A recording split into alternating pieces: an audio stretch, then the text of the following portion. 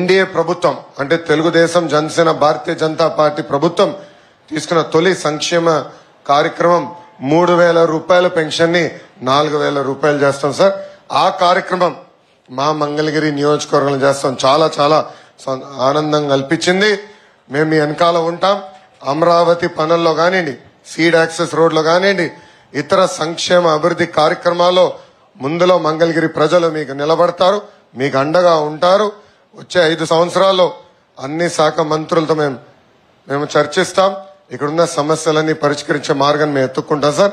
దానికి మీ ఆశీస్సులు ఉండాలని ఈ సభాముఖం మిమ్మల్ని కోరుకుంటూ నాకు అవకాశం ఇచ్చిన మంగళగిరి ప్రజలందరికీ పేరు పేరున నా హృదయపూర్వక నమస్కారాలు తెలుపుకుంటూ నేను సెలవు తీసుకుంటాను. ఇప్పుడు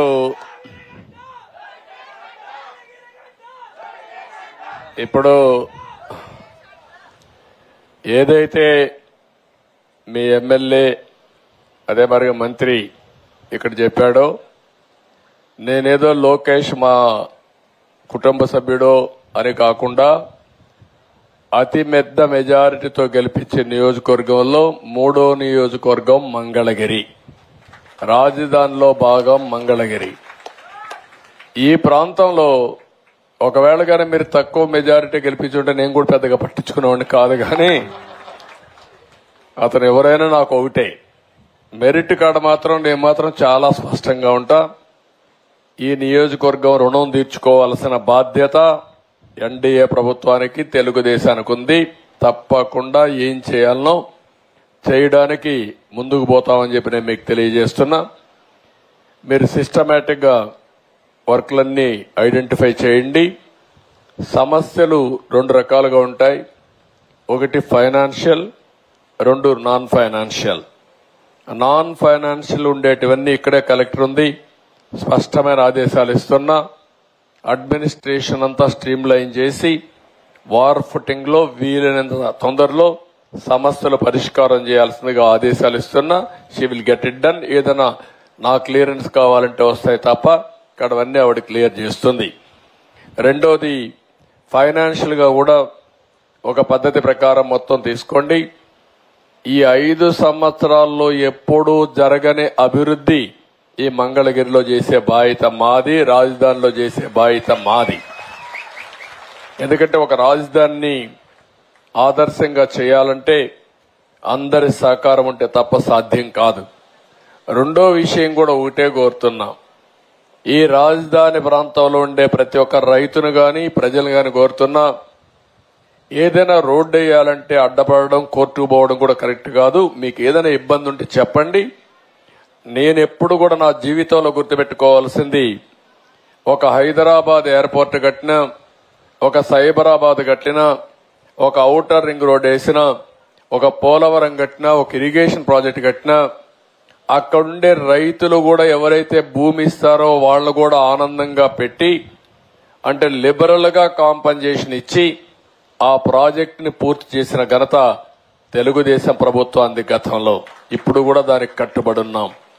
నేను ఎప్పుడూ ఒక మాట చెప్పేవాడిని, ఒక ప్రాజెక్ట్ వస్తే ఆ ప్రాజెక్ట్ వల్ల బెనిఫిట్ అయిన లబ్ధిదారులు ఎంత ఆనందపడతారో, ఆ ప్రాజెక్ట్ లో ముంపుకు గురైన వాళ్ళు గాని, లేకుంటే ఆ ప్రాజెక్టు కోసం భూమి ఇచ్చిన వాళ్ళు గాని అంతే ఆనందంగా ఉండాలని నా కోరిక. ఇక్కడ కూడా అదే చేస్తాను.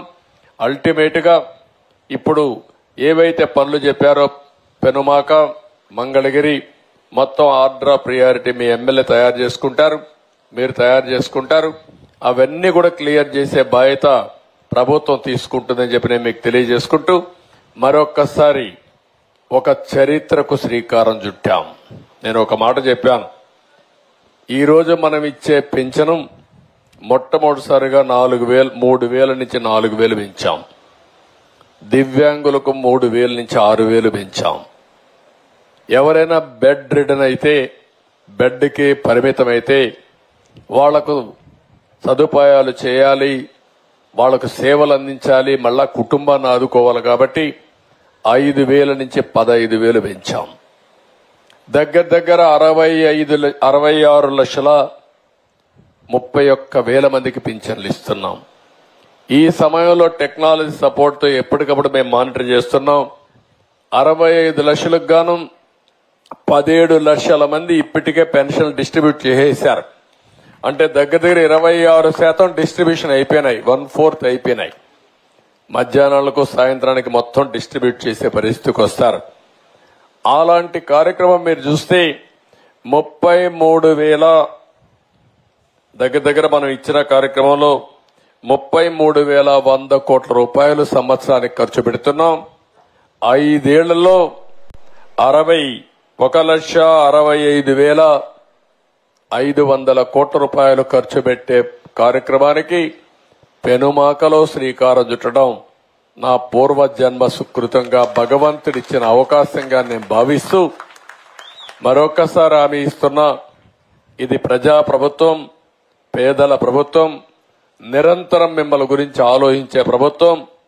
ఇలాంటి కార్యక్రమాలు ఎన్నో చేయాలన్న ఆలోచన, పేదరికం లేని సమాజానికి శ్రీకారం ఈ పెనుమాకలోనే ఈ రోజే సంకల్పం చేస్తున్నానని చెప్పి కూడా నేను మీకు తెలియజేసుకుంటూ, ఏం చేసినా ఆ దిశగా ఆలోచిస్తాం.